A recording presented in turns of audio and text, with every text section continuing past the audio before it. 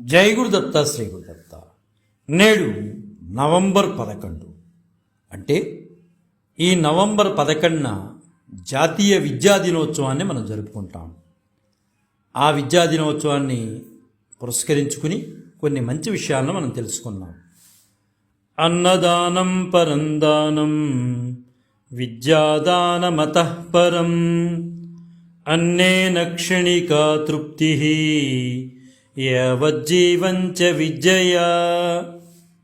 అన్నదానము అన్నిట్లోనూ ఉత్తమమైన దానం. మరి విద్యాదానం అంతకంటే ఉత్కృష్టమైన దానం. అన్నదానం వలన క్షుధార్తిని తీర్చడం ద్వారా తాత్కాలిక ఉపశమనం మాత్రమే కలుగుతుంది. అంటే ఆకలి బాధను తీర్చడం వలన తాత్కాలిక ఉపశమనే కలుగుతుంది. మరుసటి పూటకి మరల ఆకలి వేస్తుంది, మరల అదే సమస్య. మరి అదే విద్యాదానం వలన జీవితాంతము ఉపశమనం కలుగుతుంది.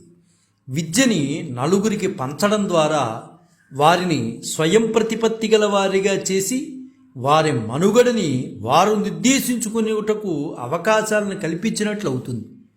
అంటే చదువు ద్వారా తగిన శక్తి సామర్థ్యాలను కూడగట్టుకుని స్వశక్తితో ఆర్థిక స్వయం ప్రతిపత్తిని సాధించుకోవడం ద్వారా క్షుతార్తిని తీర్చుకోవడానికి జీవితాంతం ఒకరి మీద ఆధారపడవలసిన అగత్యం లేదని ఇక్కడ మనకు తెలుస్తోంది.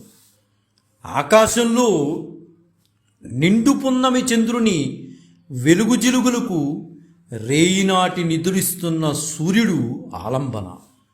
ఋతువుల ఆగమనానికి భూభ్రమణమే మూలం.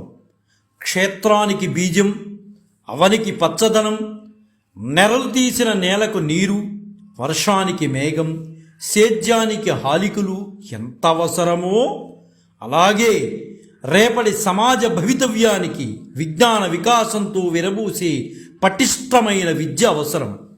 వర్తమాన సమాజంలో నెలకొంటున్న విషమ పరిస్థితుల నేపథ్యంలో విద్య పాత్ర భవిష్యత్తుకు అత్యంత కీలకం. రేపటి తరం ఎదుగుదల నేటి తరం తీసుకొచ్చే మార్పుపైనే ఆధారపడి ఉంటుంది. విద్యతో పాటు వినయం కూడా ఒక ఆభరణం. వినయం విద్యకు ఆభరణం వంటిదని మనకి సుభాషితకారులు ఎంతోమంది చెప్పారు. వాళ్ళల్లో అద్భుతంగా చెప్పినటువంటి వ్యక్తి భర్తృహరి. ఆయన సుభాషితాలు అన్నీ తిరిగేసినా, ఎంతమంది సుభాషితాలు చెప్పినవి తిరిగేసినా ఒక్క మాటతో చెప్పాడండి ఆయన. ఏ మాట చెప్పినా శృతస్య వినయో. ఈ పదం బహుశా ఎవరూ చెప్పుండకపోవచ్చు అంత గొప్పగా. శృతస్య వినయో అన్న మాటతో నిజంగా ఆయన మహాకవి అనిపించుకున్నాడు. అంటే శాస్త్రాన్ని వినయంతో నేర్చుకోవడం కానీ, వినేటప్పుడు వినయంతో ఉండడం కానీ పరిపరి విధాలుగా మనం మాట్లాడుకోవచ్చు. అంటే శృతస్య వినయో అనే పదమే అద్భుతమైన పదం. అంటే వినికిడికి వినయం ఉండాలి, లేదా శాస్త్రానికి వినయం అవసరం. ఇది చాలా అద్భుతమైన మాట అండి. అది భర్తృహరి మహాకవి కాబట్టే చెప్పగలిగారు.